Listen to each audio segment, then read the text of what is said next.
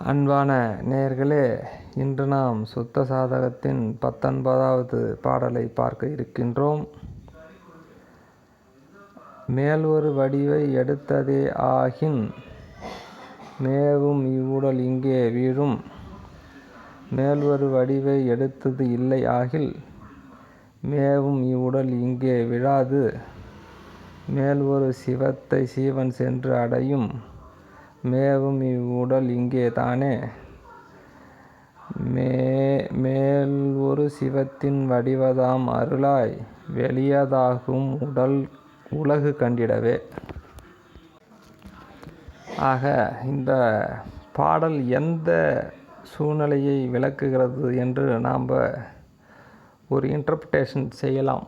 அதாவது, ஒரு சுத்த மார்க்கத்திலே பயணித்து கொண்டிருக்கின்ற ஒரு ஜீவன் அது பயணிக்கும் காலகட்டத்தில் ஒரு முடிவு ஏற்படுகிறது. அதாவது, இந்த ஜீவன் இந்த சாதனத்தை முழுமையாக முடிக்குமா முடிக்காதா. அதாவது, ஒரு பள்ளியிலே படிக்கின்ற மாணவன்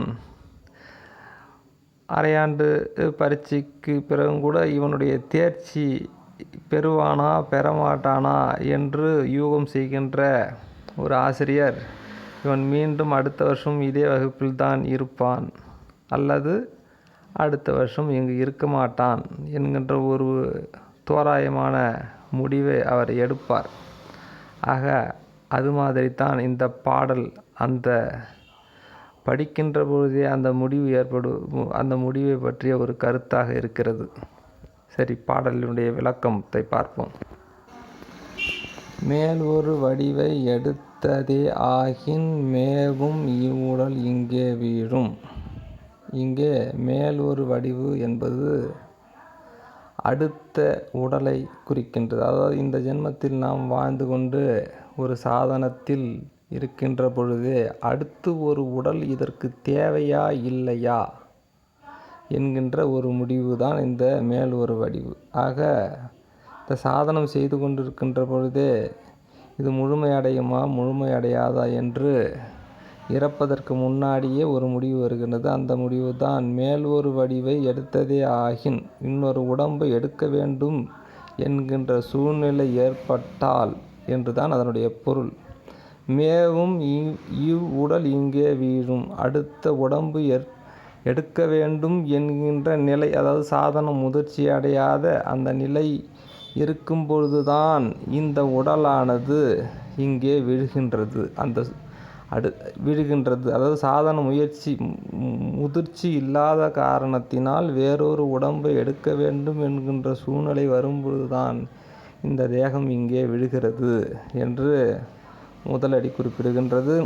அடுத்த வரி, மேல் ஒரு வடிவை எடுத்தது இல்லை ஆகில் மேவும் இவ்வுடல் இங்கே வீழா. அதாவது, இன்னொரு பிறவி எடுக்க வேண்டிய அவசியம் இல்லை என்கின்ற சூழ்நிலை இருக்கும் பொழுது மேவும் இவ்வுடல் இங்கே வீழா. இந்த உடம்பானது, அதாவது இந்த மாய தேகமானது கீழே விழாது அல்லது அழியாது என்பதுதான் இதனுடைய பொருள். அடுத்தது 3வது வரி, மேவும் ஒரு சிவத்தை சீவன் சென்று அடையும். மேவும் இவ்வுடல் இங்குதானே. அதாவது இது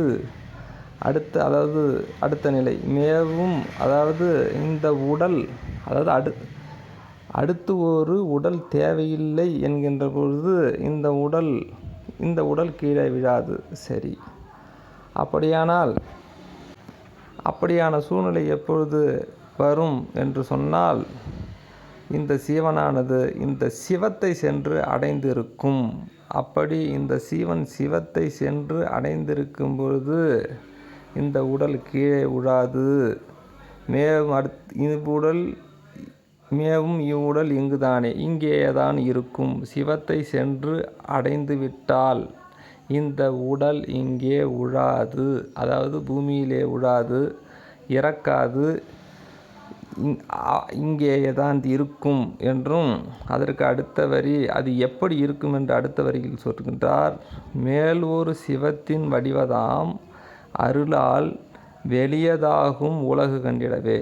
அதாவது, மேல் ஒரு அருட்பெருஞ்சோதியின் வடிவதாம் அருள் வடிவாக இருக்கும். அருள் வடிவாக அதுவும் வெளியாகிய வானத்தைப் போல வெளியதாக இருக்கும். உலக மக்கள் கண்ணுக்கு, அதாவது உலக மக்கள் கண்ணுக்கு முன்னேயே இது வெளியாக மாறும் அல்லது வெளியாக காட்சி தரும் என்கின்ற இந்த கருத்தை சொல்லுகின்றார்.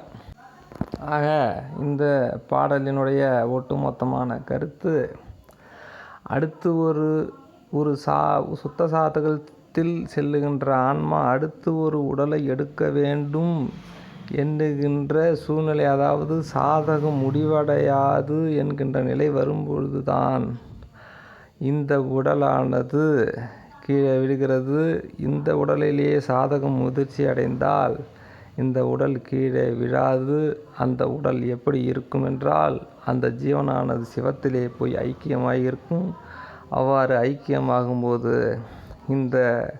அந்த உடலானது அருள் வடிவாகவும் வெளியாகிய வானமாகிய வெளி வடிவாகவும் இருக்கும். இந்த உலகத்தவர்கள் கண்முன்னேயே இது நடக்கும் அல்லது தெரியும் என்பதான இந்த கருத்தை சொல்லுகின்றார். இந்த நிலையை ஆசிரியரும் வான் கலந்த மாணிக்க வாசகர் என்று சொல்லக்கூடிய மகானும் வள்ளல் பெருமான் தன்னுடைய ஜீவகாருண்ய ஒழுக்கத்திலே இம்மை இன்ப வாழ்வு, மறுமை இன்ப வாழ்வு, பேரின்ப வாழ்வு என்று அந்த அருள் பூரணத்தை அடைந்தவர்கள் அடைகின்ற